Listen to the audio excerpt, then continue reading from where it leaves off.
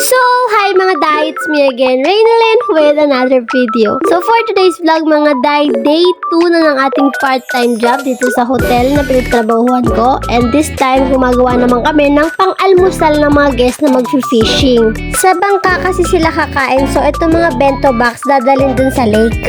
Sa next vlog ko mga day, ipapakita ko sa inyo kung paano namin pine-prepare yung mga bento box. And yung iba namang mga guests ay kakain dito sa hotel, so ayan yung kanilang kakainin, may itlog na to and ham, may mga soup din and kanin, self-service din yan at tsaa.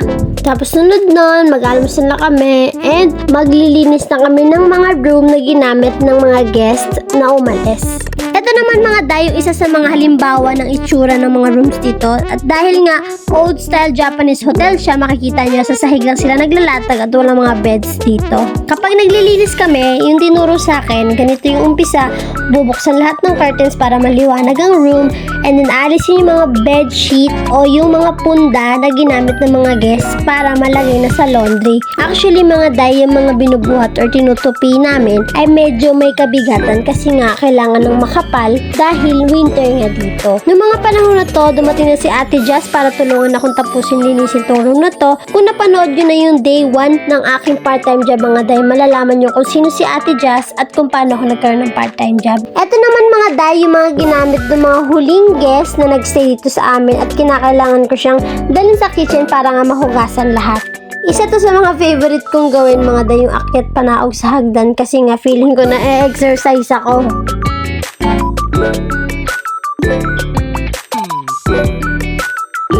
Ayan na yung last na baba ko sa hagdan na to and diretso na ako sa kitchen. Ayan mga day, mag-start na ako maghugas na kaya naglagay na ako ng gloves. Ayan lahat ng mga huhugasan natin ng mga ginamit na teapot at mga baso. At kung mapapansin nyo mga day, medyo may usok kasi yung ginagamit namin tuwing winter ay medyo mainit na tubig pag naghuhugas ng mga dishes. Kasi kapag normal na tubig yung ginamit namin, masakit siya sa kamay. After ko mahugasan, ipapasok ko siya sa machine na to. Pampahugas din siya mga day. Meron na rin yung sabon sa loob at saka mainit na tubig. Hindi ko lang alam yung tawag. Ayun, makikita nyo medyo umuusok siya, diba? Tutunog naman siya po sa mga day. Pag tapos na, ayan, tinan nyo na umuusok kasi mainit yung tubig na ginagamit dyan.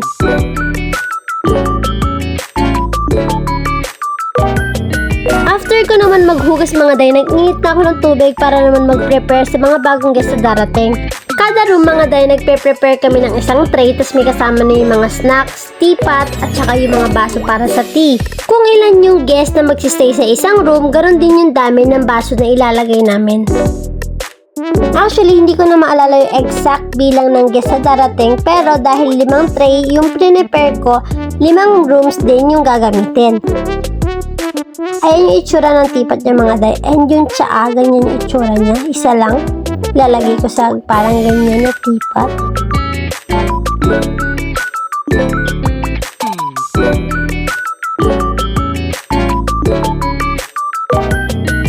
At ayun yung sinasabi ko kanina mga day, depende sa baso kung ilan yung guest na darating or magsistay sa isang room.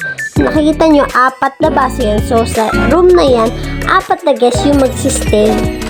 Merong 4, meron ding 2. Ito naman mga day, yung itsura ng room kapag nalinisan na or kapag may darating na guest na panibago. Naglalagay kami ng bed sheets na mga punda para sa unan at yung bathrobe nila para sa mga guest na gustong mag hot spring.